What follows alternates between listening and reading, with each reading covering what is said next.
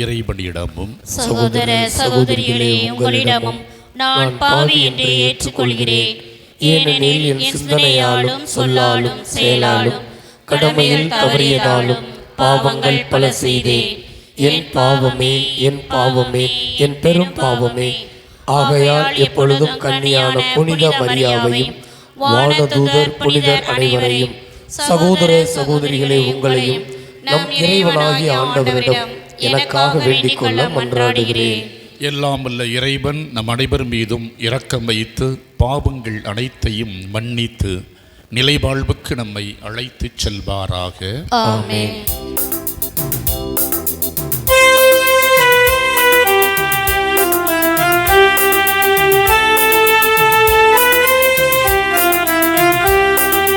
உன்னதங்களிலே கடவுளுக்கு ஆட்சி உண்டாக, உலகினிலே நல் மனத்தோர்க்கு அமைதி ஆகுக. உம்மை புகழ்கின்றோம், உம்மை வாழ்த்துகின்றோம், உம்மை ஆராதிக்கின்றோம், உம்மை மாட்சி படுத்துகின்றோம். உமது மேலான மாட்சியின் பொருட்டு உமக்கு நன்றி கூறுகின்றோம்.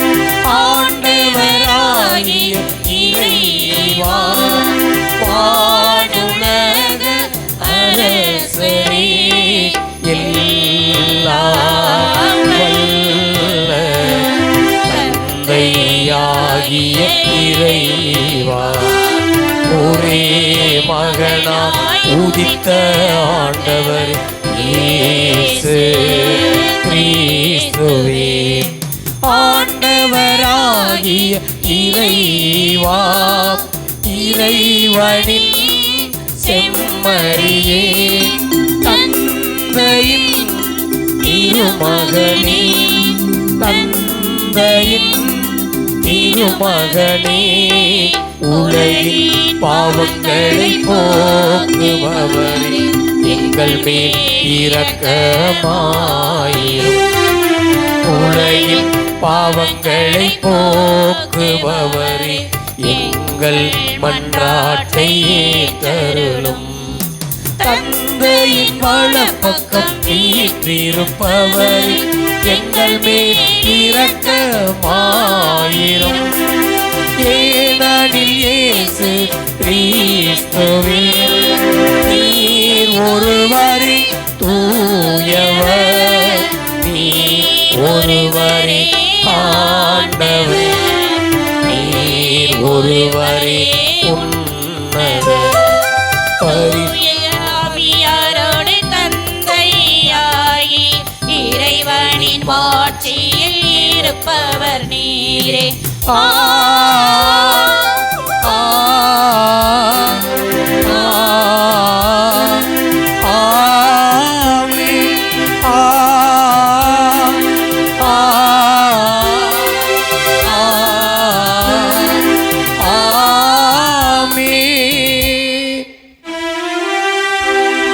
மன்றாடுவோமாக. இறைவாவும் திருமகன் சாவுக்கு தம்மை கையளிக்கும் வேளையில் நிலைத்து நிற்கும் அன்பின் புதிய பலியையும் திருவிருந்தையும் தமது திரு அவைக்கு அளித்தார். அதனால் இப்புனிதமிக்க திரு உணவில் அடிக்கடி பங்கு கொள்ளும் நாங்கள் இத்துணை மேலான மறை நிகழ்வில் இருந்து அன்பின் முழுமையையும் வாழ்வின் நிறைவையும் பெற்றுக்கொள்ள அருள் புரிவீராக. உம்மோடு தூய ஆவியாரின் ஒன்றிப்பில் இறைவனாய் என்றென்றும் வாழ்ந்து ஆட்சி செய்கிற எங்கள் ஆண்டவரும் திருமகனுமாகிய இயேசு கிறிஸ்து வழியாக உம்மை மன்றாடுகின்றோம். ஆமென்.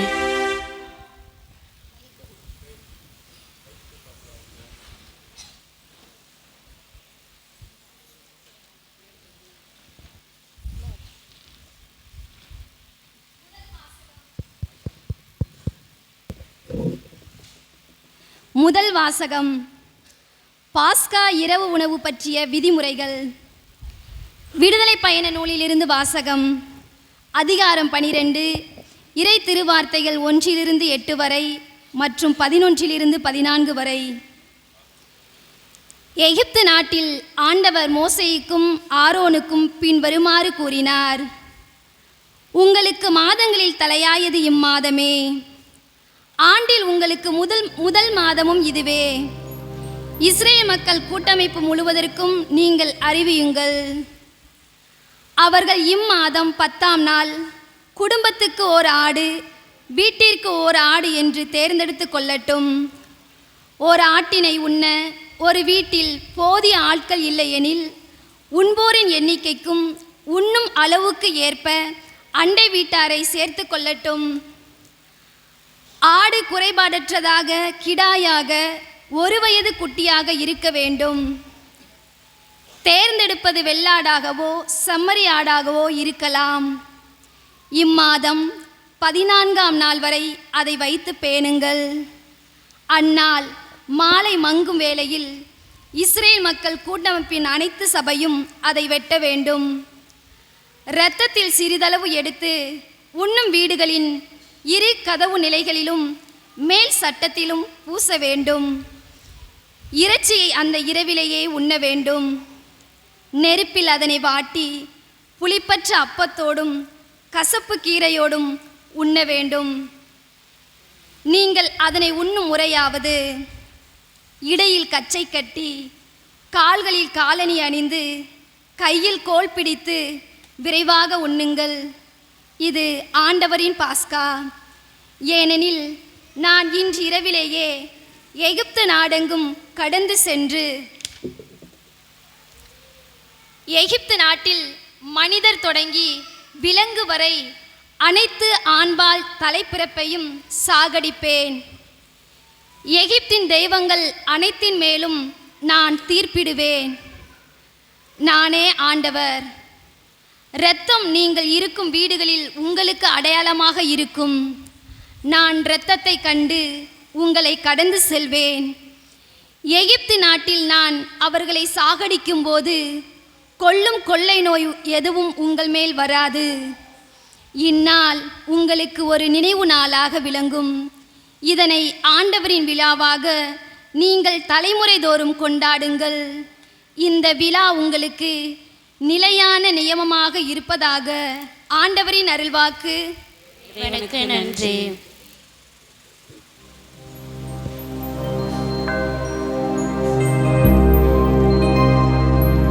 நாம் பாட வேண்டிய பல்லவி: நாம் ஆசீர்வதிக்கும் கிண்ணம் கிறிஸ்துவின் இரத்தத்தில் பங்கு கொள்வதன்றோ. பாடுவோம். ஆசீர்வதிக்கும் கிண்ணம் கிறிஸ்துவின் இரத்தத்தில் பங்கு கொள்வதன்றோ. மீண்டும் பாடுவோம். நாம் ஆசீர்வதிக்கும் கிண்ணம் கிறிஸ்துவின் இரத்தத்தில் பங்கு கொள்வதன்றோ.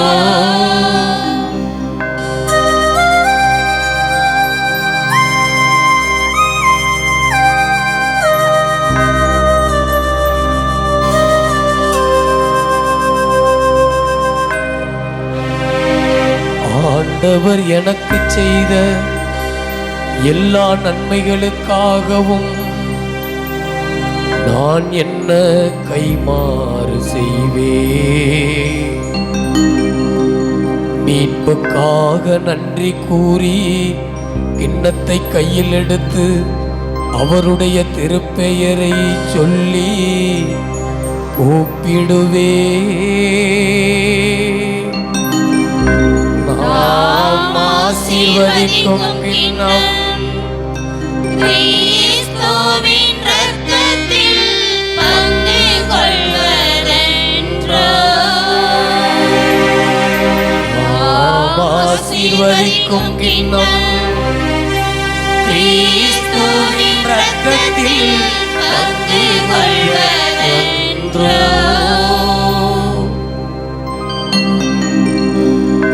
ஆண்டவர் தம் அடியாரின் மரணம் அவருடைய பார்வையில் மிக மதிப்புக்குரியது. ஆண்டவரே, நான் ஊழியன் உம் அடியாளின் மகன், என் கட்டுகளை நீர் அவிழ்த்து விட்டீர்.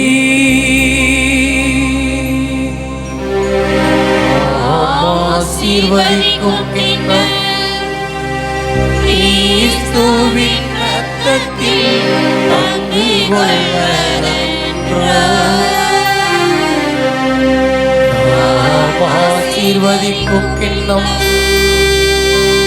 கிறிஸ்துவின் இரத்தத்தில் பங்கு கொள்வதென்றோ.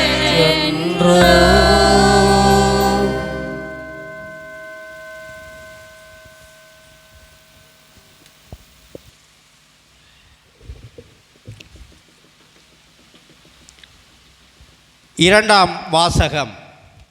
அப்பத்தை உண்டு கிண்ணத்தில் பருகும் போதெல்லாம் ஆண்டவருடைய சாவை அறிவிக்கிறீர்கள்.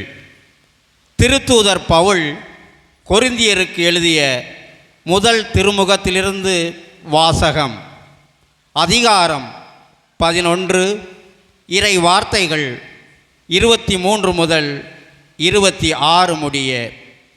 சகோதரர் சகோதரிகளே, ஆண்டவரிடமிருந்து நான் எதை பெற்றுக்கொண்டேனோ அதையே உங்களிடம் ஒப்படைக்கிறேன். அதாவது ஆண்டவராகிய இயேசு காட்டி கொடுக்கப்பட்ட அந்த இரவில் அப்பத்தை எடுத்து கடவுளுக்கு நன்றி செலுத்தி அப்பத்தை பிட்டு, இது உங்களுக்கான என் உடல், இதை என் நினைவாக செய்யுங்கள் என்றார். அப்படியே உணவு அருந்திய பின் கிண்ணத்தையும் எடுத்து, இந்த கிண்ணம் என் இரத்தத்தால் நிலைப்படுத்தப்படும் புதிய உடன்படிக்கை. நீங்கள் இதிலிருந்து பருகும் போதெல்லாம் என் நினைவாக இவ்வாறு செய்யுங்கள் என்றார். ஆதலால் நீங்கள் இந்த அப்பத்தை உண்டு கிண்ணத்திலிருந்து பருகும் போதெல்லாம் ஆண்டவருடைய சாவை அவர் வரும் வரை அறிவிக்கிறீர்கள். ஆண்டவரின் அருள்வாக்கு. இறைவனுக்கு நன்றி. புதியதோர் கட்டளை உங்களுக்கு தருகின்றேன். உங்களுக்கு நான் அன்பு செய்ததை போலவே நீங்களும் ஒருவருக்கொருவர் அன்பு செய்யுங்கள் என்கிறார் எம் பெருமான் இயேசு.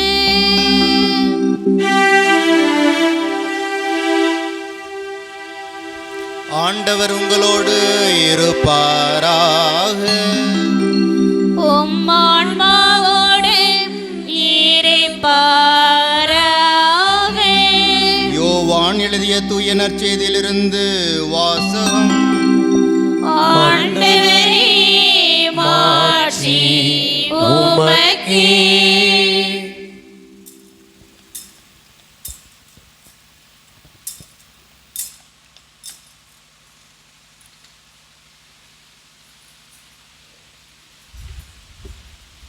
யோவான் நற்செய்தி அதிகாரம் 13, இறை வார்த்தைகள் 1 முதல் 15 முடிய. பாஸ்கா விழா தொடங்க இருந்தது. தாம் இவ்வுலகத்தை விட்டு தந்தையிடம் செல்வதற்கான நேரம் வந்துவிட்டது என்பதை இயேசு நன்றாக அறிந்திருந்தார். உலகில் வாழ்ந்த தமக்குரியோர் மேல் அன்பு கொண்டிருந்த அவர் அவர்கள் மேல் இறுதி வரையும் அன்பு செலுத்தினார். இயேசுவை காட்டி கொடுக்கும் எண்ணத்தை, அழகை சீமோனின் மகனாகிய யூதாசு இஸ்காரியோத்தின் உள்ளத்தில் எழச் செய்திருந்தது. இரவு உணவு வேளையில் தந்தை அனைத்தையும் தம் கையில் ஒப்படைத்துள்ளார் என்பதையும், தாம் கடவுளிடமிருந்து வந்தது போல் அவரிடமே திரும்பி செல்ல வேண்டும் என்பதையும் அறிந்தவராய் இயேசு பந்தியிலிருந்து எழுந்து தம் மேலுடையை கழற்றி வைத்துவிட்டு ஒரு துண்டை எடுத்து இடுப்பில் கட்டிக்கொண்டார். பின்னர் ஒரு குவளையில் தண்ணீர் எடுத்து சீடர்களுடைய காலடிகளை கழுவி இடுப்பில் கட்டியிருந்த துண்டால் துடைக்கத் தொடங்கினார்.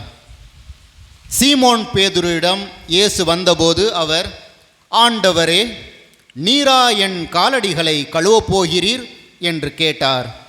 இயேசு மறுமொழியாக, நான் செய்வது இன்னதென்று இப்போது உனக்கு புரியாது, பின்னரே புரிந்து கொள்வாய் என்றார். பேதுரு அவரிடம், நீர் என் காலடிகளை கழுவ விடவே மாட்டேன் என்றார்.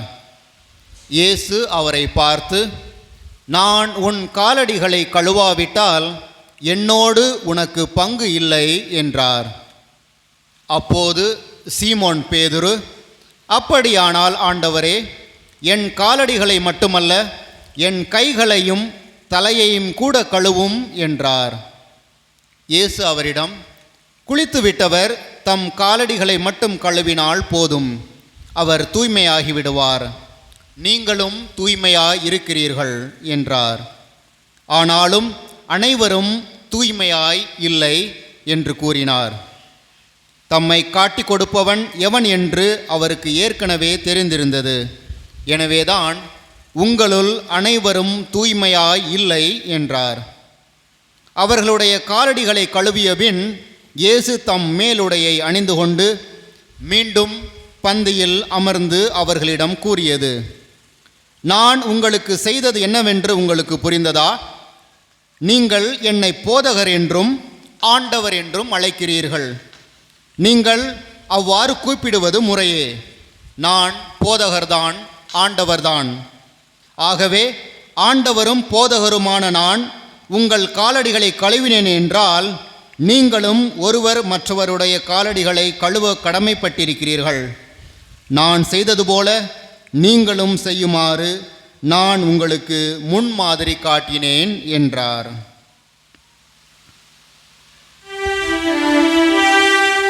ஆண்டவரின் அருள்வாக்கு. கிறிஸ்துவே உமக்கு புகழ்.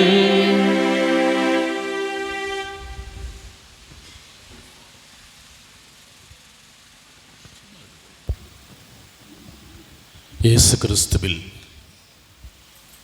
அன்புள்ளவர்களே,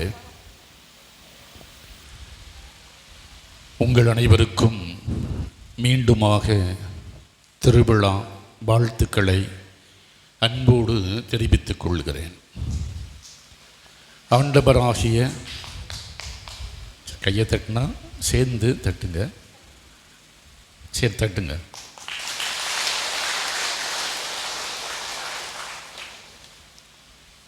இயேசு கிறிஸ்துவில் அன்புள்ளவர்களே, இந்த அன்பு என்பது ஒரு உரையை ஆரம்பிக்கின்ற போதும், ஒரு கடிதத்தை துவங்குகிற போதும், ஒரு நிகழ்வை துவங்குகிற போதும் அந்த அன்பு அங்கே இடம்பெறுகிறது. அன்பானவர்களே அப்படின்னு சொல்லி அழைக்கிறோம். அன்புக்கு உரியவர்களே, நேசமானவர்களே, நேசத்துக்கு உரியவர்களே, பாசத்துக்கு உரியவர்களே என்று ஆரம்பத்திலும் முடிவிலும் இந்த வார்த்தைகளை பயன்படுத்துகிறோம். ஆண்டவராக இயேசு கிறிஸ்து இந்த அன்பை நமக்கு ஒவ்வொருவருக்கும் பெற்று தருவதற்காகத்தான் இன்று அவரது விழாவை நாம் கொண்டாடுகிறோம். நற்கருணையை ஏற்படுத்தி தனது உடலையே வழங்கி அதற்கு அடையாளமாக, அன்பின் அடையாளமாக விட்டு சென்றிருக்கிறார்.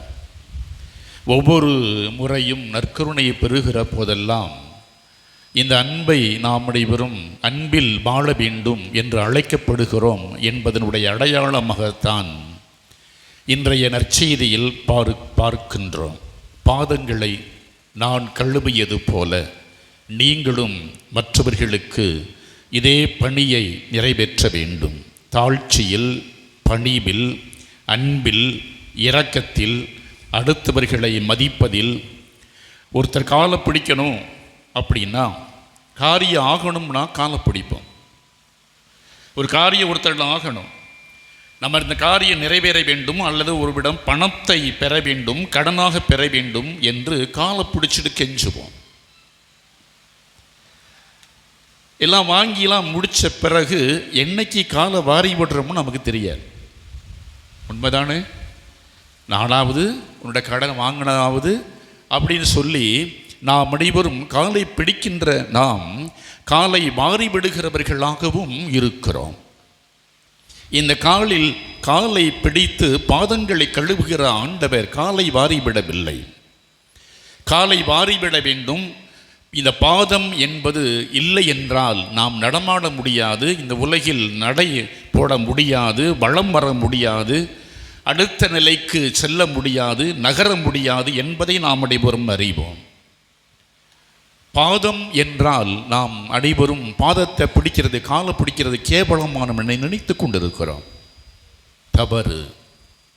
கால் இல்லை என்றால் நாம் ஒவ்வொருவரும் இந்த இடத்திலிருந்து இன்னொரு இடத்திற்கு செல்லுவதற்கு ஏதாவது ஒரு உதவியை தேட வேண்டும். ஏதாவது ஒரு வாகனம் வேண்டும், இல்லைன்னா யாராவது தூக்கிட்டு போகணும். கடைசியில் செத்த பிறகு இந்த 4 பேர் இல்லைன்னா முடியாது. இந்த நிலையில் வாழுகின்ற போது ஆண்டவராக இயேசு கிறிஸ்து ஒரு அடையாளமாக கால்களை பிடித்து கழுவுகின்ற ஒரு நிலையில் தூய்மை பெறுவது என்பது எல்லா இடங்களுக்கும் அவருடைய காலடிகள் படிகிறது, செல்கிறது, எல்லா இடங்களிலும் பயணிக்கிறது. நீ தூய்மையாக வலம் வர வேண்டும், தூய்மையாக உனது பாதங்கள் அமைய வேண்டும். நற்செய்தி அறிவிக்கின்ற பாதங்கள் எத்துணை அழகானது என்று பாடல் திருப்பாடல் ஆசிரியர் சொல்லுகிறாரே.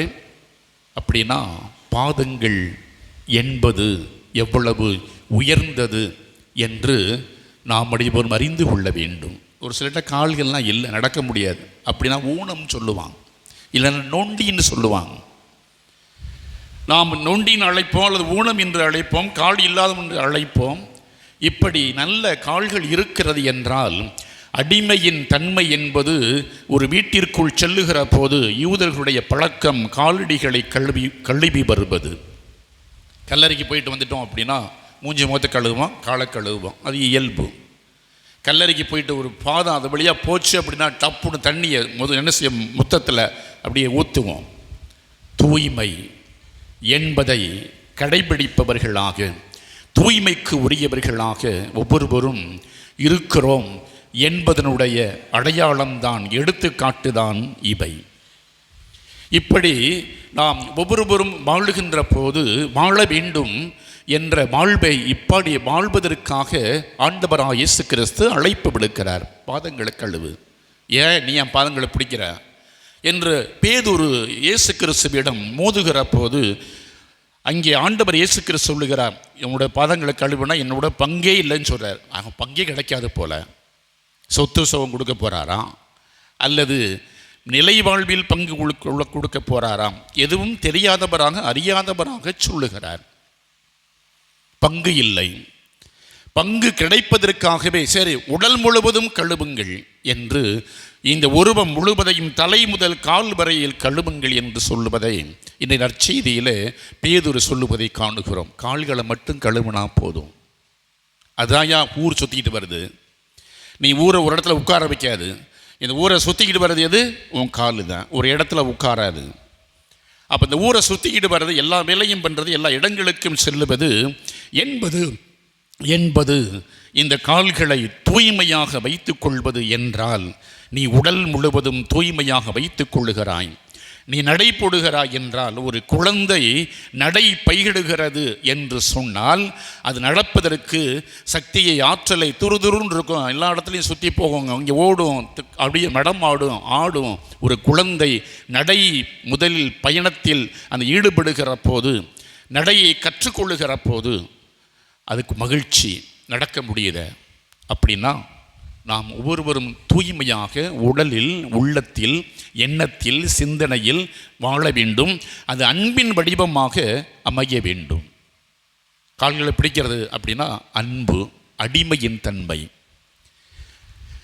நாம் ஒவ்வொருவரும் என்ன செய்யறோம், கால்களை பிடிக்கிறோம். காரியம் ஆகணும்னா காலை பிடிக்கிறோம், இல்லைன்னா காலை பிடிக்கிறது கிடையாது. நான் காலை மாறி விடுறோம். எப்படா இந்த மாதிரி பண்ணுறதுனால நம்ம நினைத்து கொண்டிருக்கிறோம். உள்ளொன்று வைத்து புறம் ஒன்று பேசி கொண்டிருக்கிறோம். நமது செயல்பாடுகள் நிலையற்ற தன்மையில் இருக்கிறது, இப்படி ஏமாற்றுகிற தன்மையில் இருக்கிறது, அன்பற்ற தன்மையில் இருக்கிறது.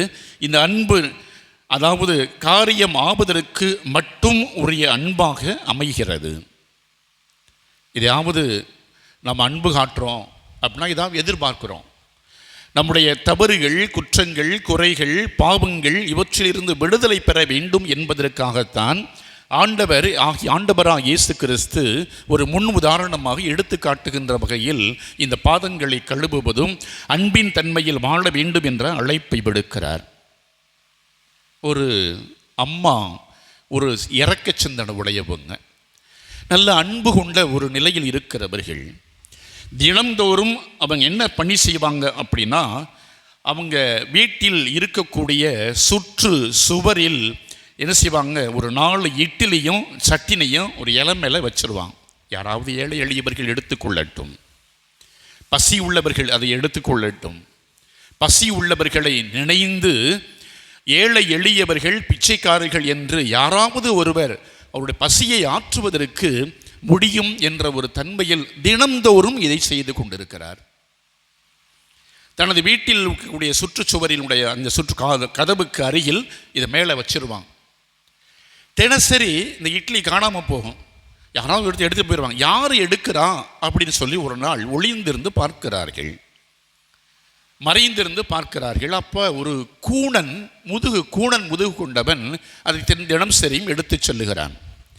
அவன் எடுத்துக்கிட்டு போகும்போது என்ன சொல்லுவான், ஏதோ ஒரு வார்த்தையை முணங்கிட்டு போகிறான், ஏதோ வார்த்தையை முணங்கி விட்டு செல்லுகிறான். இந்த அம்மாவுக்கு புரியலை, என்ன முணங்கிக்கிட்டே போகிறான்னு. தினசரி இதை எடுத்து செல்லுகிற அந்த கூண முதுகு உடையவன் ஏதோ வார்த்தைகளை சொல்லி முணங்கி செல்லுகிறான் என்று ஒரு நாள் அருகில் அவனுக்கு தெரியாமல் மறைந்திருந்து சுவருக்கு பின்னால் இருந்து கேட்கிறாள். அவன் சொல்லுகிற வார்த்தை இதுதான்: நீ செய்த பாவம் உன்னோடு இருக்கும், நீ செய்த புண்ணியம் உன்னை தேடி வரும், திரும்ப வரும். நீ செய்த பாவம் உன்னோடு இருக்கும், நீ செய்த புண்ணியம் உன்னை தேடி வரும். இவளுக்கு அந்த அம்மாவுக்கு ஒன்றுமே புரியலை. என்னடா, தினசரி ஒரு 4 இட்லி வைக்கிறோம், இந்த இட்லி வைக்கிறதுக்கு நல்லா இருந்துச்சு அப்படிங்கிற ஒரு வார்த்தையை சொல்லுவான் பார்த்தா இல்லை. அல்லது ஏதாவது வாழ்த்தி விட்டு செல்லுவான் என்றால் அதுவும் இல்லை. இதை கிடைப்பதற்கு குறித்து ஒரு நன்றி சொல்லுவான் பார்த்தா அதுவும் இல்லை. நன்றியும் இல்லை, வாழ்த்தும் இல்லை. எதையாவது இந்த சொல்லி இந்த அம்மா வாழ்க அப்படின்னு சொல்லி ஏதாவது ஒன்று சொல்லுவான் பார்த்தா இல்லை. ஆனால் ஆண்டவர் இயேசு கிறிஸ்துவை வாழ்க வாழ்க என்று போற்றியது, அதே வேளையில் இந்த வாழ்க என்று சொல்லிய கூட்டம் அவரை தாழ்த்தியது, சாவிற்கு தீர்ப்பளித்தது என்று நாம் அனைவரும் காண்கிறோம், பார்க்கிறோம்.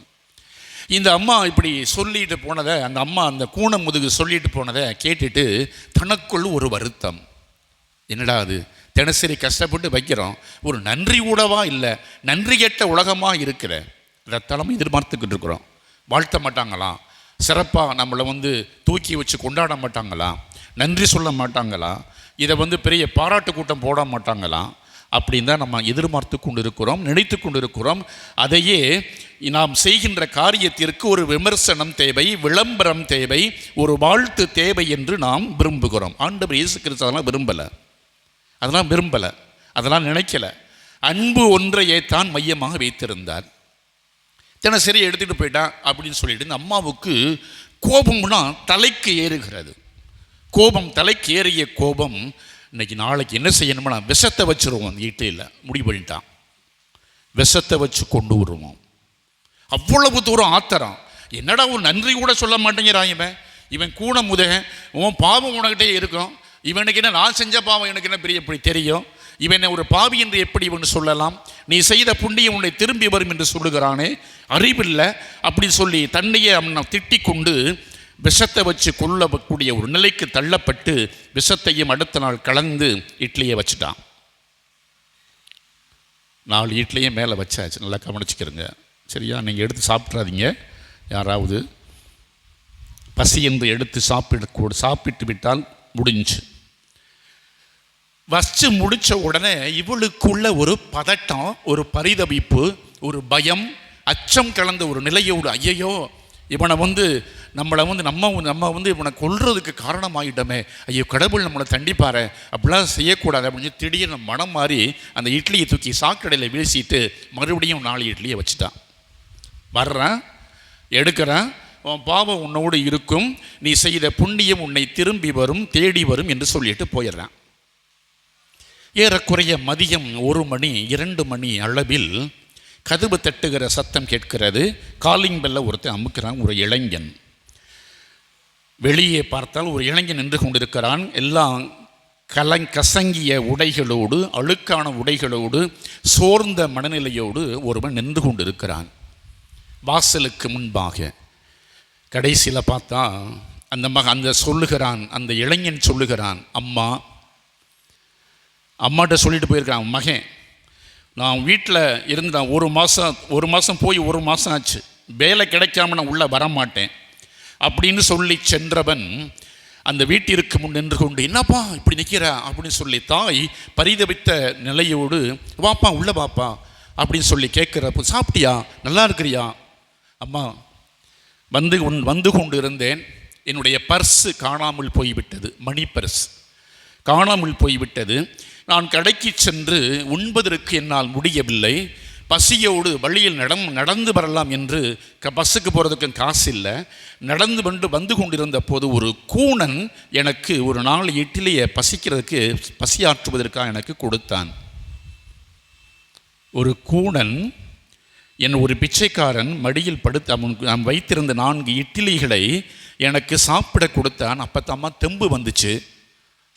அந்த அம்மாவுக்கு அப்படியே பேய் அரைஞ்சது போல, அதிர்ந்தது போல, அப்படியே நாமே தன்னுடைய மகனை சாகடிப்பதற்கு காரணமாகிவிட்டோமே. அப்போ தான் குத்துது. அப்போ தான் அவன் அந்த கூணன் சொன்ன வார்த்தை நினைவுக்கு வந்தது. நீ செய்த பாவம் உன்னோடு இருக்கும், நீ செய்த புண்ணியம் உன்னை தேடி வரும். நடந்துருச்சா? உண்மையாயிருச்சா? இதே போல தான் நாம் செய்து கொண்டிருக்கிறோம். எதை செய்கிறோம், எதை செய்ய வேண்டும், எப்படி வாழ வேண்டும், எதை நாம் அன்பை விதைக்க வேண்டும், இரக்கத்தை விதைக்க வேண்டும், கொடூரமான ஒரு தன்மையோடு, மற்றவர்களை அழிக்கின்ற ஒரு தன்மையோடு, மற்றவருடைய உயிரை பறிக்கின்ற ஒரு தன்மையோடு, ஒரு கொலை நோக்கத்தோடு இந்த உலகம் வாழ்ந்து கொண்டிருக்கிறது என்பதைத்தான் ஆண்டவராக இயேசு கிறிஸ்துவை ஒரு கொலை குற்றத்தை அவர் மீது சுமத்தி ஒரு கொலை குற்றவாளியாக சுமத்தப்படுகிற அன்பைத்தான் செய்தார், அன்பைத்தான் விதைத்தார், இரக்க சிந்தனையோடு வழி நடந்தார், வாழ்ந்தார். இந்த தாயினுடைய சிந்தனையை போன்றுதான் நாமும் வாழ்ந்து கொண்டிருக்கிறோம்.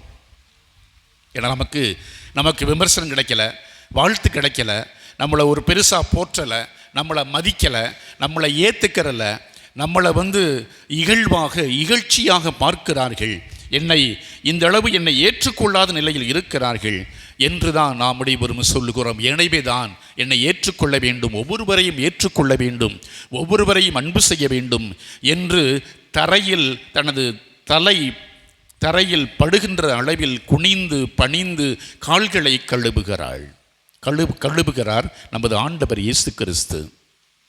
அன்பின் அடையாளம், இரக்கத்தின் அடையாளம், கொலை செய்வதற்கு அல்ல. காட்டி கொடுப்பான் அப்படின்னு தெரியும், தெரியாது என்று ஒருவர் சொல்லுவார் என்பதும் தெரியும். இவர்களை என்னை விட்டு ஓடி போவார்கள் என்றும் தெரியும். அவர்கள் தன்னோடு கடைசி வரை வரமாட்டார்கள் என்பதும் தெரியும். அனைத்தையும் தெரிந்தவர். இருக்கிறவங்களுக்கு நமக்கு ஒவ்வொருத்தரை பற்றி நமக்கு தெரிஞ்சிருந்துச்சுன்னா என்னென்ன செய்ய போகிறாரு, என்னென்ன இவருக்கு நமக்கு துரோகம் பண்ண போகிறாரா, நல்லது செய்ய போகிறாளா, அல்லது என்ன நினைக்கிறா, மனசில் என்ன ஓடிக்கிட்டு இருக்கு அப்படிங்கிற ஆண்டவர் இயேசு கிறிஸ்துவை போல நாம் தெரிந்து கொள்வதற்கு வேண்டிய அளவில் இருந்தால் என்னென்ன நடக்கும்? கொலையே நடக்கும்.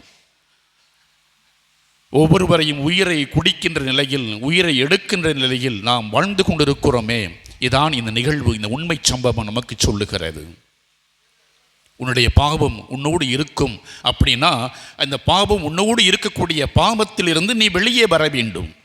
அடுத்தவருடைய உயிரை குடிப்பதற்கோ எடுப்பதற்கோ கொலை செய்வதற்கோ அவன் என்ன பாவம் செஞ்சான்? அல்லது அந்த கூணன் உனக்கு என்ன துரோகம் செய்தான்? உன்னை வாழ்த்தி சொல்லவில்லை, வாழ்த்தி போற்றவில்லை, அதற்காக அவனை கொலை செய்யலாம் என்று எண்ணுகிறாயே, ஏன்? இப்படி உலகம் வாழ்ந்து கொண்டிருக்கிறது. உலகத்தில் வாழ்பவர்களை தேடிக்கொண்டு சென்று கொண்டிருக்கிறார்கள். எனவேதான் கழுதை குட்டியின் மீது ஆண்டவர் இயேசு கிறிஸ்து பயணிப்பதையும், தாழ்ந்து பணிந்து கால்களை கழுவுவதையும், எல்லோரையும் அன்பு செய்கிறேன் என்று அவர் பாகுபாடுபற்ற ஏற்ற தாழ்வு அற்ற நிலையில் அன்பு காட்டுவதும், அன்பையே வாழ்பவராகவும், இப்படி நாம் அனைவரும் வாழ்ந்து கொண்டிருக்கிறோமே, வாழ வேண்டும் என்ற அழைப்பை பெற்றவர்களாக இருக்க வேண்டும் என்றுதான் இன்றைய விழா நமக்கு சொல்லுகிறது. அதுவே நற்கருணையின் அடையாளம், குருத்துவத்தின் அடையாளம். இது ஒரு பொது பணி குருத்துவம், பொது குருத்துவம் என்று சொல்லப்படுகிற இந்த பணியை செய்கிறவர்களெல்லாம் பொது குருத்துவத்தில் ஈடுபடுகிறோம். அதுதான் உண்மை. அதைத்தான் இறைவாக்கு சொல்லுகிறது, திரு அவையும் நமக்கு சொல்லுகிறது. துறவு சார்ந்த நிலையில் துறவை தேர்ந்து கொண்டவர்கள் மட்டும்தான் இத்தகைய பணியை செய்ய வேண்டும், அன்பை காட்ட வேண்டும், பாதம் கழுவ வேண்டும். சில ஊர்களில் பாதம் கழுவுவாங்க, உங்கள் ஊர்லேயும் சில ஊரில் கழுவுவது உண்டு. ஒரு சில வீடுகளில், ஒரு சில இல்லங்களில் இந்த சடங்கை நிறைவேற்றுவார்கள். குருவானவர்கள் மட்டுமல்ல, ஒரு சிலரை அழைத்து வீட்டில் ஏழை எளியவர்களை அழைத்து அவங்களுக்கு ஒரு வேளை உணவு கொடுத்து அவங்கள பாதங்களை கழுவி உபசரிப்பார்கள். இது பாதங்களை கழுவுவது மட்டுமல்ல, நாம் ஒவ்வொருவரையும் அன்பு செய்கிறோம். எதை விட்டு செய்கிறோம், எதை விட்டு சொல்லுகிறோம்? ஒவ்வொரு வீட்டிற்குள்ளும் ஒரு நிகழ்வு நடந்தால், ஒரு கல்யாணமோ காட்சி நடந்தால் என்ன செய்வோம்? வாழை மரத்தை நட்டு வைப்போம். ஏன் வாழை மரத்தை நட்டு வைக்கிறோம்? ஏன் வாழை மரத்தை நட்டு வைக்கணும்? ஏன் வாழை மரத்தை வேற ஏதாவது ஒரு மரத்தை நட்டு வைக்கக்கூடாதா? அதற்கு ஆன்றோர்கள் சான்றோர்கள் சொல்லுகிறார்கள், வாழையடி வாழையாக வளர வேண்டும், வாழையடி வாழையாக இலை அந்த தழைத்து வளர்ந்து தொடர்ந்து உயர வேண்டும், செழிக்க வேண்டும் என்பதனுடைய அடையாளமாக இந்த வாழையினுடைய தன்மை இருக்கிறது. இந்த வாழை மரத்தினுடைய தன்மை இனிப்பை தருகிற, எல்லோருக்கும் சுவை ஊட்டுகிற அளவில் இருப்பதனுடைய அடையாளம். இறந்தவர்களை எல்லாம் தூக்கி செல்லுகிறார்களே, பெரும்பாலும் தென்னை ஓலையில் அதை ஒரு பாய் மாதிரி செஞ்சு, படுக்கை மாதிரி செஞ்சு அதை தூக்கிட்டு போவாங்க. தென்னை மரத்தினுடைய ஓலையைத்தான் வெட்டுவாங்க. ஏன்? இதை பற்றி நாம் தெரிந்து கொள்ளுகிற நிலை, அறிந்து கொள்வதற்கு முயற்சிக்கின்ற போது, பார்க்கிற போது, அந்த தென்னை மரத்தை பார்த்தீர்கள் என்றால் ஒவ்வொரு இலையிலும் ஒரு அடையாளம் இருக்கும். ஒவ்வொரு தென்னங்கீற்றிலும் விழுந்தாவிட்டால் அந்த மரத்தில் ஒரு அடையாளத்தை விட்டு செல்லும்.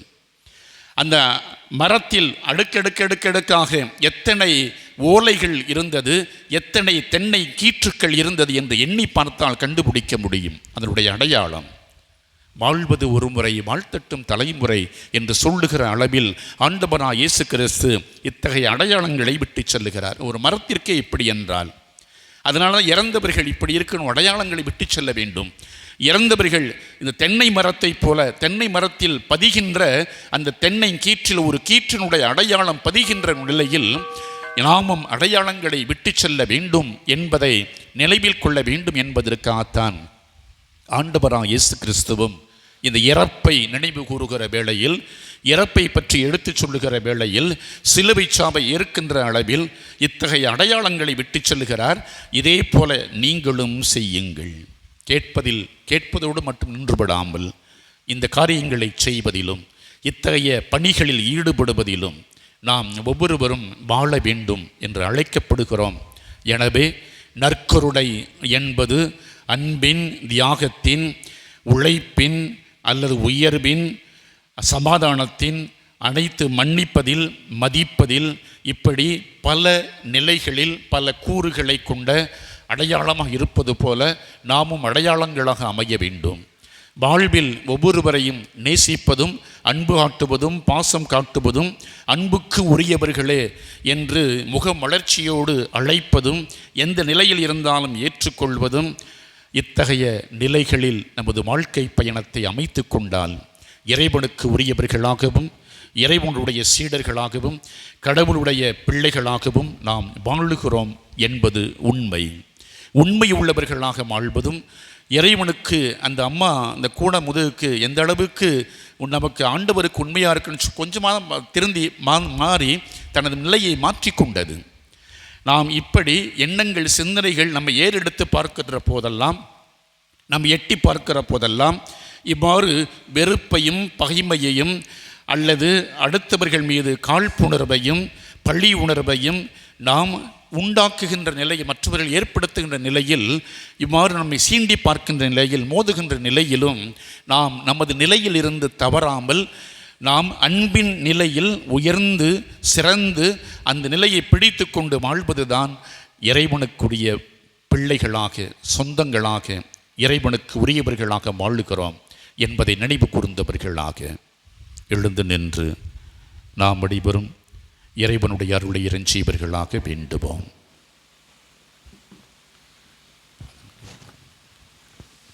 சரி, உட்காருங்க, எல்லோரும் அமருங்கள். பாதம் கழுவுகிற நிகழ்வு சீடர்களாக தேர்ந்து கொள்ளப்பட்ட 12 நபர்களும் நாற்காலிக்கு வருமாறு உங்களை அன்போடு அழைக்கிறேன்.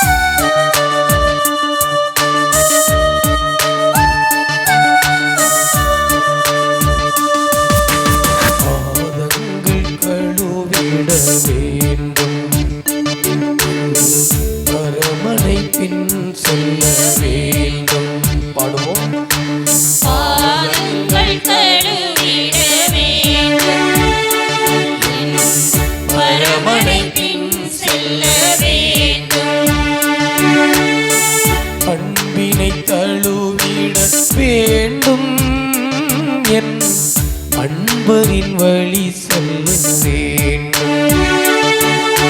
பாதங்கள் கழுவிட வேண்டும். என் பரமனை பின் செல்ல வேண்டும். பாதங்கள் கழுவிட வேண்டும். என் பரமனை பின் செல்ல வேண்டும்.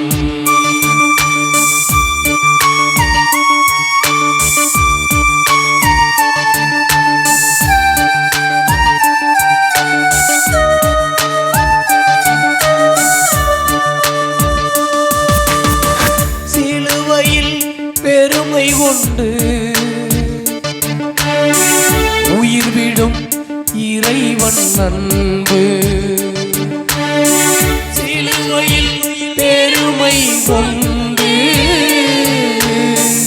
உயிர் விடும் இறைவன் அன்பு. சுமந்தவன் தோள்கள் என்றும் சுமை தாங்கியால் வாழ்வதென்று. சுமந்தவன் தோள்கள் என்றும் சுமை தாங்கியால் வாழ்வதென்று. பாதங்கள் கழுவிட வேண்டும். என் பரமனை பின் செல்ல வேண்டும்.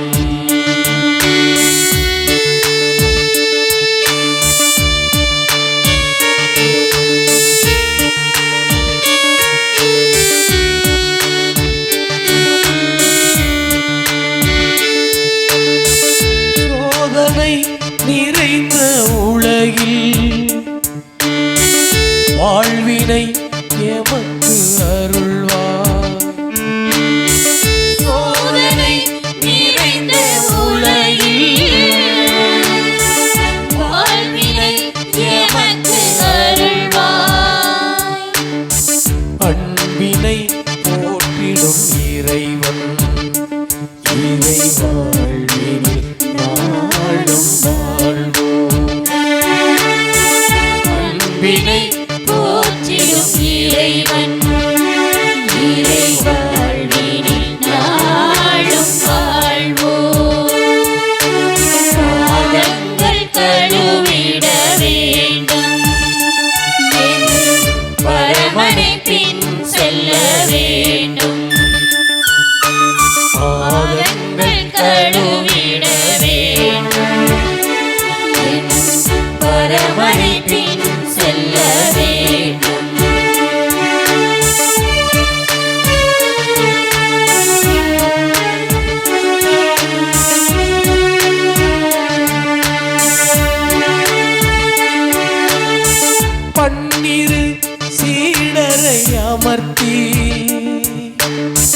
பாதங்கள் கழுவிய இயேசு. பன்னிரு சீடரை அமர்த்தி பாதங்கள் கழுவிய இயேசு. தாழ்ச்சியே இறைவன் அன்பு, சுமை தாங்கியாய் வாழ்வதென்று. தாழ்ச்சியே இறைவன் அன்பு, சுமை தாங்கியாய் வாழ்வதென்று. பாதங்கள் கழுவிட வேண்டும், என் பரமனை பின் செல்ல வேண்டும்.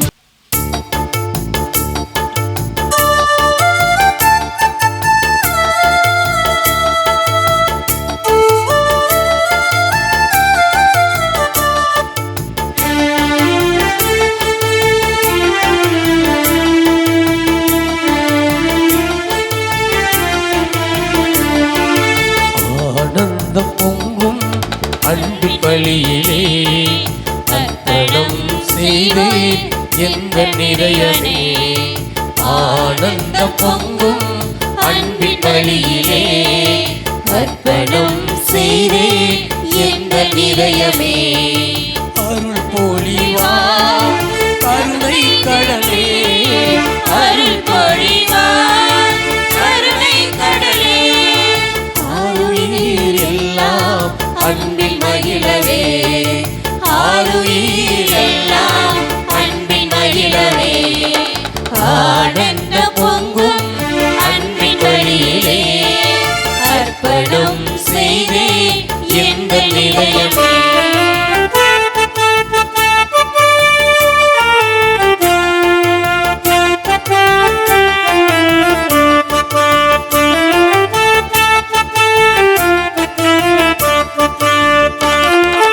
மண்ணோடு மண் தந்த வளமும், விண்ணோடு விண் தந்த ஒளியும், பண்ணோடு மண் தந்த இசையும், எல்லாரும் உன் சொந்தமே.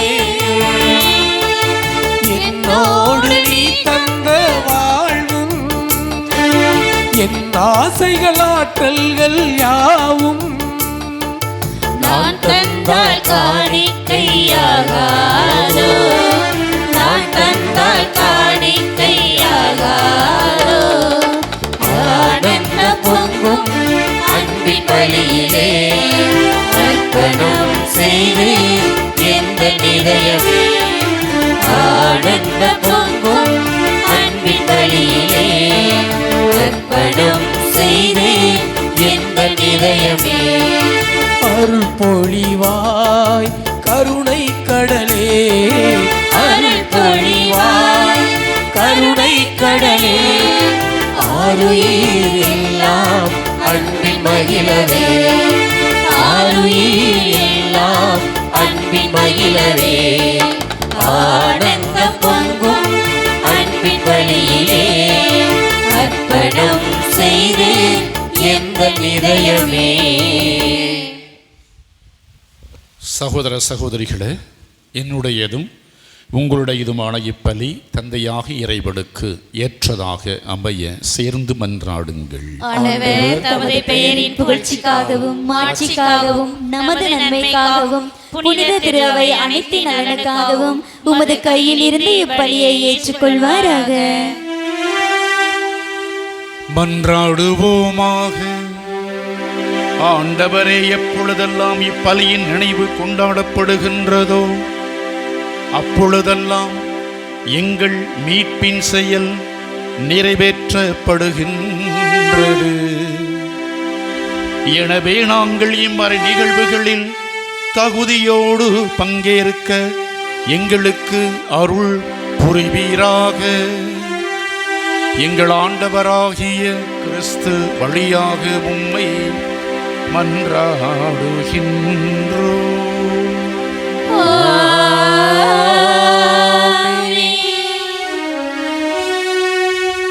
ஆண்டவர் உங்களோடு இருப்பாராக.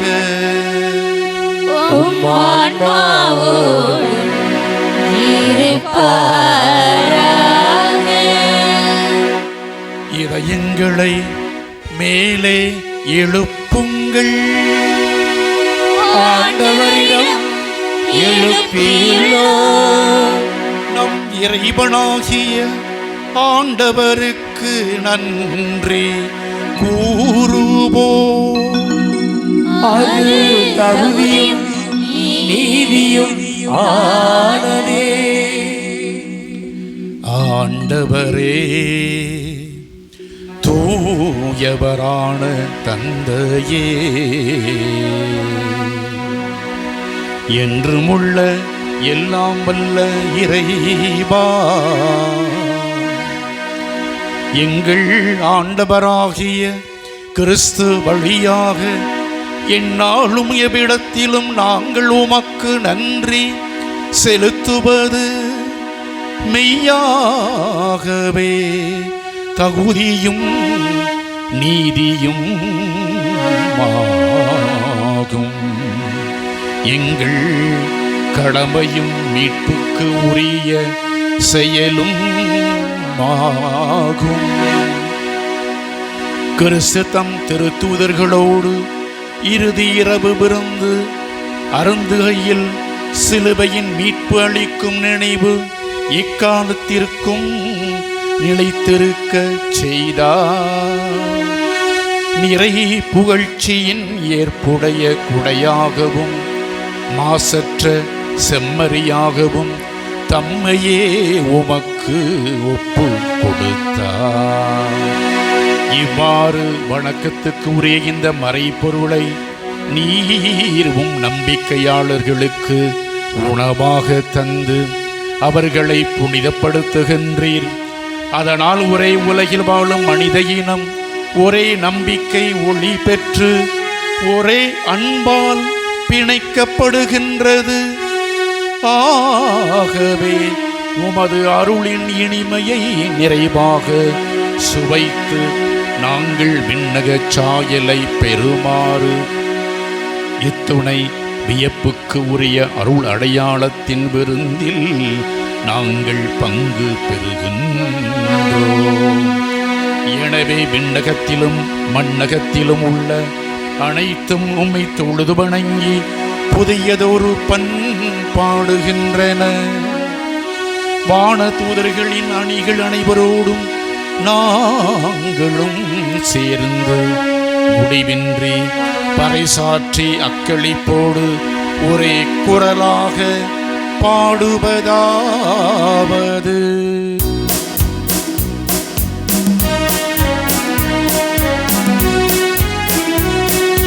தூயவர் தூயவர் தூயவர் வான்படைகளின் கடவுளாம் ஆண்டவர். விண்ணகமும் மண்ணகமும் உமது மாட்சியால் நிறைந்துள்ளன.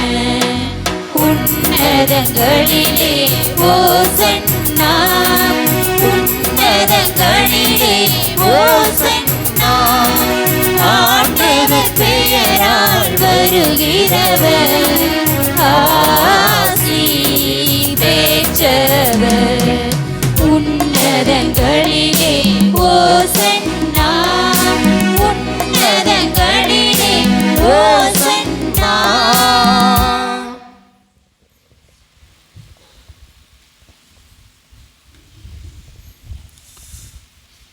ஆண்டவரே, நீர் மெய்யாகவே தூயவர். உம்முடைய படைப்புக்கள் எல்லாம் உம்மை புகழ்வது தகுமே. ஏனெனில் உம் திருமகனாக எங்கள் ஆண்டவர் இயேசு கிறிஸ்து வழியாக தூய ஆவியாரின் செயலாற்றலால் அனைத்தையும் உய்வித்து தூய்மைப்படுத்துகின்றீர். கதிரவன் தோன்றி மறையும் வரை உமது பெயருக்கு தூய காணிக்கை ஒப்பு கொடுக்குமாறு உமக்கென மக்களை இடையராது ஒன்று சேர்த்து வருகிறேன். எனவே ஆண்டவரே, உமக்கு அர்ப்பணிக்க நாங்கள் கொண்டு வந்துள்ள இக்காணிக்கைகளை அதே ஆவியால் தூய்மைப்படுத்த உம்மை தாழ்மையோடு மன்றாடுகிறோம்.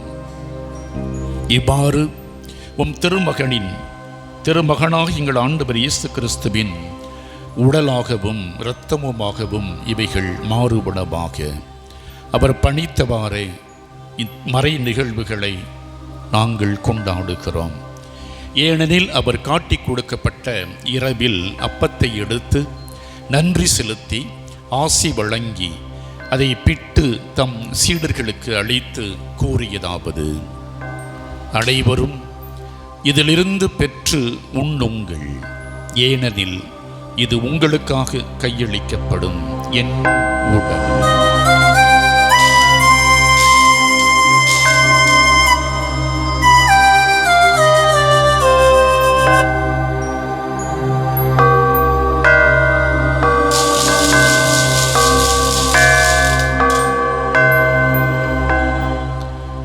அவன் நம்மை இரவு விருந்தை அருந்திய பின் கிண்ணத்தையும் எடுத்து மீண்டும் உமக்கு நன்றி செலுத்தி ஆசி வழங்கி அதை தம் சீடர்களுக்கு அளித்து அவர் கூறியதாவது: அனைவரும் இதிலிருந்து பெற்று பருகுங்கள், ஏனெனில் இது புதிய நிலையான உடன்படிக்கைக்கு உரிய என் இரத்தத்தின் கிண்ணம். இது பாவ மன்னிப்புக்கென்று உங்களுக்காகவும் பலருக்காகவும் சிந்தப்படும். இதை என் நினைவாக செய்யுங்கள்.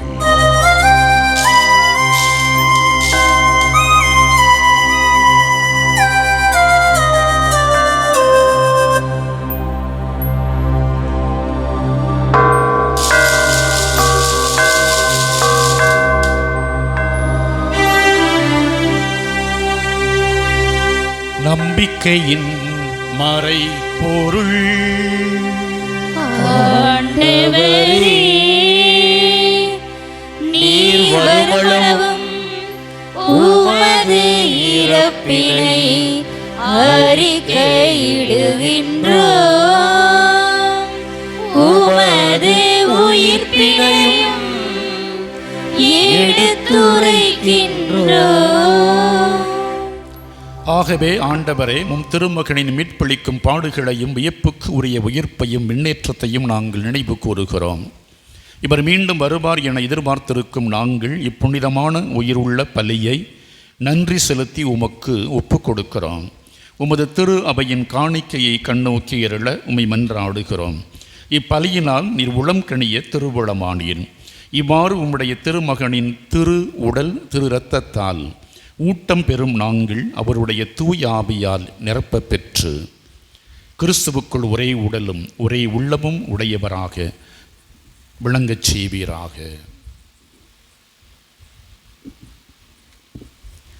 இவரே எங்களை உமக்கு என்றும் காணிக்கையாக்குவாராக. இவ்வாறு உம்மால் தேர்ந்து கொள்ளப்பட்டவர்களோடு முதலாக புனிதமிக்க கன்னியும் கடவுளின் தாயும் எங்கள் தாயுமான புனித மரியா, அவருடைய கணவரான புனித யோசேப்பு, புனித திருத்தூதர்கள், மாட்சிமிகு மறைசாட்சியர், எங்கள் பாதுகாவலராகிய கேட்ட வரமெல்லாம் அள்ளித்தரும் தூய செபஸ்தியார், எங்கள் மறைமாவட்ட பாதுகாவலரான மறைசாட்சி அருளானந்தர், மற்ற புனிதர்கள் அனைவரோடும் நாங்கள் உரிமை பெற்றுக்கு தகுதியுடையோர் ஆவோமாக. இவர்களின் வேண்டுதல்களால் நாங்கள் என்றும் உமது உதவியை பெறுவோம் என உறுதியோடு இருக்கின்றோம். ஆண்டவரே, எங்களை உம்மோடு ஒப்புரவாக்கும் இப்பலி உலகுக்கெல்லாம் அமைதியும் மீட்பும் தர வேண்டும் என மன்றாடுகின்றோம். இவ்வுலகில் பயணம் செய்யும் உமது திரு அவையை சிறப்பாக உம் அடியாராகிய எங்கள் திருத்தந்தை பிரான்சிஸ், எங்கள் ஆயர் ஆனந்தம், ஏனைய ஆயர்கள், திருநிலையினர், உமக்கு சொந்தமான மக்கள் ஆகிய அனைவரையும் நம்பிக்கையிலும் அன்பிலும் உறுதி பெற செய்வீராக. நீர் விரும்பியபடி உம் திருமுன் நிற்கின்ற இக்குடும்பத்தின் வேண்டல்களுக்கு கனிவுடன் செவிசாய் தருளும். கனிவுள்ள தந்தையே, எங்கும் சிதறுண்டிருக்கும் உம் பிள்ளைகளை கனிவுடன் உம்மோடு சேர்த்து கொள்ளும்.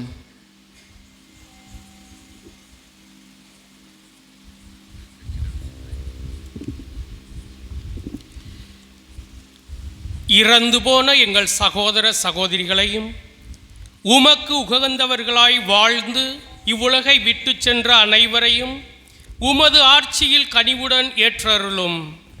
நாங்களும் அங்கு வந்து சேர்ந்து அவர்களோடு உமது மாட்சியால் என்றும் மனநிறைவு அடைவோம் என எங்கள் ஆண்டவராகிய கிறிஸ்து வழியாக எதிர்நோக்கி இருக்கின்றோம். இவர் வழியாகவே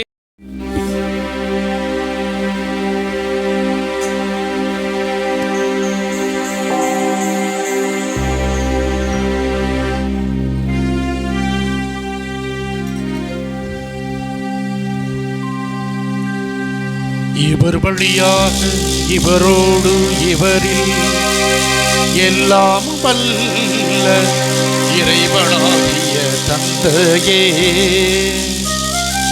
தூய ஆவியாரின் ஒன்றிப்பில் எல்லா புகழும் ஆட்சியும் என்றென்றும் உமக்கு உரியதே.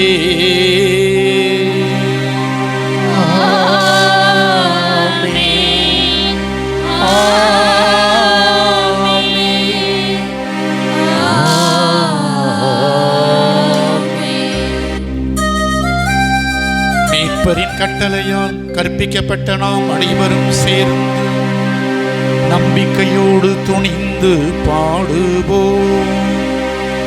விண்ணுலகில் இருக்கிற எங்கள் தந்தையே, உமது பெயர் தூயது என போற்றப் பெறுக. உமது ஆட்சி வருக. உமது திருவுளம் விண்ணுலகில் நிறைவேறுவது போல மண்ணுலகிலும் நிறைவேறுக. எங்கள் அன்றாட உணவை இன்று எங்களுக்கு தாரும். எங்களுக்கு எதிராக குற்றம் செய்வோரை நாங்கள் மன்னிப்பது போல எங்கள் குற்றங்களை மன்னியும். எங்களை சோதனைக்கு உட்படுத்தாதேயும், தீமையிலிருந்து எங்களை விடுவித்தருளும். ஆண்டவரே, தீமை அனைத்திலிருந்தும் எங்களை விடுவித்து எங்களது வாழ்நாளில் அமைதியை கனிவோடு அருள உம்மை வேண்டுகின்றோம். உமது இரக்கத்தின் உதவியால் நாங்கள் பாவத்திலிருந்து எப்போதும் விடுதலை பெற்று யாதொரு கலக்கமும் இன்றி நலமாக இருப்போமாக. நாங்கள் எதிர்நோக்கி இருக்கும் பேரின்பத்திற்காகவும் எம் மீட்பராகிய இயேசு கிறிஸ்துவின் வருகைக்காகவும் காத்திருக்கின்றோம். ஏனெனில் ஆட்சியும் வல்லமையும் மாட்சியும் என்றென்றும் உமதே. ஆண்டவரே இயேசு கிறிஸ்துவே, அமைதியை உங்களுக்கு விட்டுச் செல்கிறேன், என் அமைதியையே உங்களுக்கு அளிக்கிறேன் என்றும் திருத்தூதர்களுக்கு மொழிந்தீரே. எங்கள் பாவங்களை பாராமல் உமது திரு அவையின் நம்பிக்கையை கண்ணோக்கி உமது திருவுளத்திற்கு ஏற்ப அதற்கு அமைதியையும் ஒற்றுமையையும் அளித்தருள்வீராக. என்றென்றும் வாழ்ந்து ஆட்சி செய்கின்றவர் நீரே.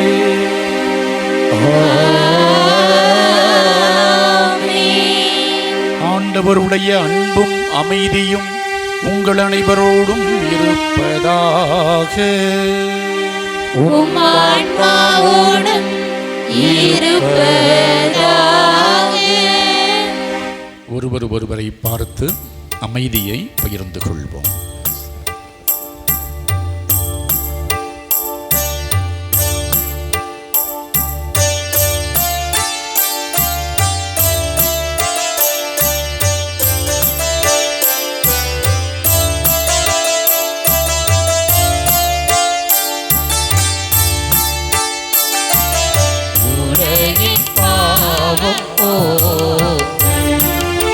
இறைவனின் செம்மறியே, எம்மேல் இரக்கம் வையும். உலகின் பாவம் போக்கும் இறைவனின் செம்மறியே எம்மேல் இரக்கம் வையும் உலகின் பாவம் போக்கும் இறைவனின் செம்மறியே எமக்கு அமைதி அருளும் எமக்கு அமைதி அருளும். இதோ இறைவனுடைய செம்மறி நம் ஆண்டவராகிய இயேசு கிறிஸ்து வாழ்வும் வழியும் ஒளியும் உயிரும் நானே என்று சொல்லி நம்மில் எந்நாளும் வாழ்ந்து கொண்டிருக்கிறவர், வாழ்விக்கிறவர். இந்த திருவிருந்திற்கு அழைக்கப்பெற்ற நாம் அனைவரும் பேறு பெற்றவர்கள். ஆண்டவரே, நீருடைய இல்லத்தில் எழுந்தருள நான் தகுதியற்றவள். ஆனால் ஒரு வார்த்தை மட்டும் சொல்லியருளும், எனது ஆன்மா நலமடையும்.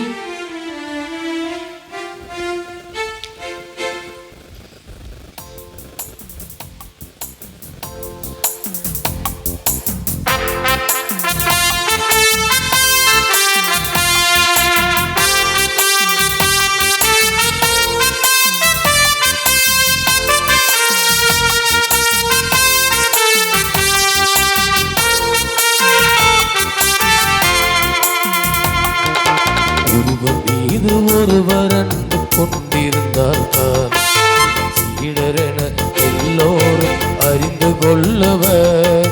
ஒருவர் மீது ஒருவர் அன்பு கொண்டிருந்தால் தான் சீடரென எல்லோரும் அறிந்து கொள்ளுவர். புதிய கட்டளை புனித கட்டளை புதிய கட்டளை புனித கட்டளை அன்பு இல்லாமல் உலகில் ஏது வாழ்வு கட்டளை. ஒருவர் மீது ஒருவர் அன்பு கொண்டிருந்தால்தான் என் சீடரென எல்லோரும் அறிந்து கொள்ளுவர்.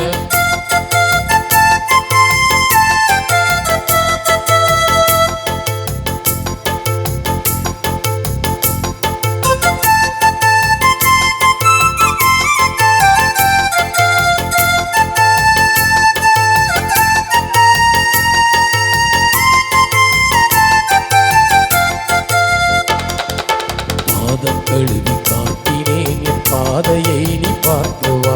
பாவியை நான் மன்னித்தேன், உன் பாவம் நீங்க மன்னிப்பாய். பாதப்படுத்தி காட்டினேன் என் பாதையை நீ பார்த்து வா.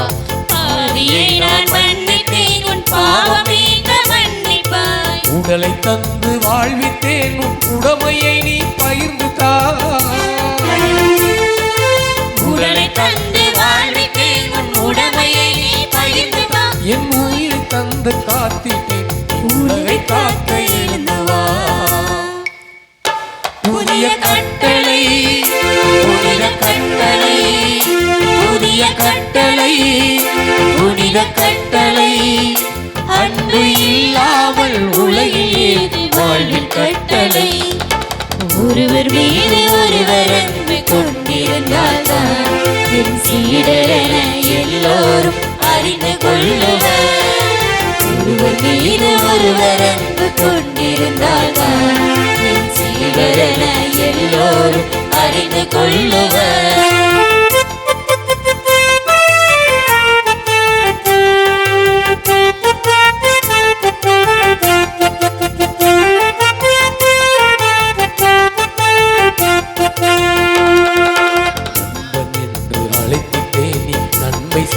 நாடிவா, உன்னை நானே தேர்ந்திட்டேன், உரிமையாயன் பின்னே வா. நண்பன் என்று அழைத்திட்டேன், நீ நன்மை செய்ய நாடிவா. உன்னை நானே தேர்ந்திட்டேன், நீ உரிமையாயன் பின்னே வா. உலகம் உன்னை வெறுப்பினும் நீ உவகையோடு மகிழ்ந்து வா. உலகம் உன்னை வெறுப்பினும் நீ உவகையோடு மகிழ்ந்து வா. உன் உறவில் எனக்கு பங்குண்டு, நீ உண்மைக்காக உழைக்கவா. புதிய கட்டளை புனித கட்டளை புதிய கட்டளை புனித கட்டளை அன்பு இல்லாமல் உலகில் ஏது வாழ்வில் கட்டளை. ஒருவர் மீது ஒருவர் அன்பு கொண்டிருந்தால்தான் என் சீடரென எல்லோரும் அறிந்து கொள்ளுவர். ஒருவர் மீது ஒருவர் அன்பு கொண்டிருந்தால்தான் என் சீடரென எல்லோரும் அறிந்து கொள்ளுவர். அனைவரும் முழந்தாள் படியிடவும். கிறிஸ்துவின் ஆன்மாவே, கிறிஸ்துவின் ஆன்மாவே, என்னை புனிதப்படுத்தியருளும். என்னை புனிதப்படுத்தியருளும். கிறிஸ்துவின் திருவுடலே, கிறிஸ்துவின் திரு உடலே, என்னை மீட்டருளும். என்னை மீட்டருளும். கிறிஸ்துவின் திரு இரத்தமே, கிறிஸ்துவின் திரு இரத்தமே, எனக்கு எழுச்சியூட்டியருளும். எனக்கு எழுச்சியூட்டியருளும். கிறிஸ்துவின் விழாவில் இருந்து, கிறிஸ்துவின் விழாவில் இருந்து வழிந்தோடிய தண்ணீரே, வழிந்தோடிய தண்ணீரே, என்னை கழுவியருளும். என்னை கழுவியருளும். கிறிஸ்துவின் பாடுகளே, கிறிஸ்துவின் பாடுகளே, என்னை தேற்றியருளும். என்னை தேற்றியருளும். ஓ நல்ல இயேசுவே, ஓ நல்ல இயேசுவே, எனக்கு செவி சாய்த்தருளும். எனக்கு செவி சாய்த்தருளும். உம் திரு காயங்களுள், உம் திரு காயங்களுள் என்னை மறைத்தருளும். என்னை மறைத்தருளும். உம்மிடமிருந்து, உம்மிடம் இருந்து என்னை பிரிய விடாதேயும். என்னை பிரிய விடாதேயும். தீய பகைவரிடம் இருந்து, தீய பகைவரிடம் இருந்து என்னை காத்தருளும். என்னை காத்தருளும். எனது இறப்பின் வேளையில், எனது இறப்பின் வேளையில் என்னை அழைத்தருளும். என்னை அழைத்தருளும். உம்மிடம் வர, உம்மிடம் வர எனக்கு கட்டளையிட்டருளும். எனக்கு கட்டளையிட்டருளும். உம் புனிதர்களோடு, உம் புனிதர்களோடு எக்காலமும் எக்காலமும் உம்மை புகழச் செய்தருளும். உம்மை புகழச் செய்தருளும். ஆமென். ஆமென்.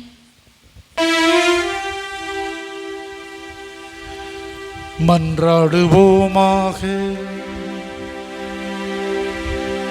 எல்லாம் வல்ல இறைவா, எங்களுக்கு அருள் புரிவீராக. உம் திருமகனின் இரவு விருந்தினால் இவ்வுலகில் ஊட்டம் பெறும் நாங்கள் என்றென்றும் நிறைவு அடைய தகுதி பெறுவோமாக. எங்கள் ஆண்டவராகிய கிறிஸ்து வழியாக உம்மை மன்றாடுகின்றோ.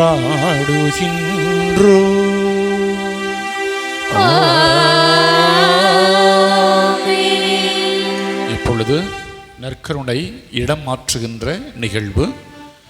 புதிய ஆலயமாக இருக்கக்கூடிய இந்த ஆலயம் பழைய நிலைக்கு தள்ளப்பட்ட நிலையில் இருக்கக்கூடிய இந்த ஆலயத்திலிருந்து புதுமை கோயில், பழைய ஆலயம் என்ற நிலையில் இருந்த புதுமை கோயில், புதுப்பிக்கப்பட்ட புதுமை கோயிலுக்கு பவனியாக எடுத்து செல்ல இருக்கிறோம். இந்த ஆலய முகப்பின் வழியாக சென்று புதுமை கோயிலுடைய முகப்பின் வழியாக உள்ளே நுழைந்து நற்கருணை ஸ்தாபிக்கப்படும் அந்த இடத்தில், ஜோடிக்கப்பட்ட அலங்கரிக்கப்பட்ட இடத்தில் வைக்கப்படும். நற்கருணை ஆராதனைக்கு இதனை ஆராதித்து வணங்கி நாம் அனைவரும் இந்த பவனியில் பக்தியோடு கலந்து கொள்வோம். ஆராதனை பட்டு பாடுங்கள். நிலையான புகழுக்குரிய தூய்மை மிகு நற்கருணைக்கு எல்லா காலமும் ஆராதனையும் புகழும் ஆட்சியும் உண்டாக கடவது. நிலையான புகழுக்குரிய தூய்மை மிகு நற்கருணைக்கு எல்லா காலமும் ஆராதனையும் புகழும் ஆட்சியும் உண்டாக கடவது. நிலையான புகழுக்குரிய தூய்மை மிகு நற்கருணைக்கு எல்லா காலமும் ஆராதனையும் புகழும் ஆட்சியும் உண்டாக கடவது. எல்லோரும் எழுந்து நற்கருணைக்கு முன்பாக, பேழைக்கு முன்பாக செல்லுமாறு உங்களை அன்போடு கேட்டுக்கொள்கிறேன். எழுந்து வெளியே பவனிக்கு செல்ல ஆயத்தமாகுங்கள்.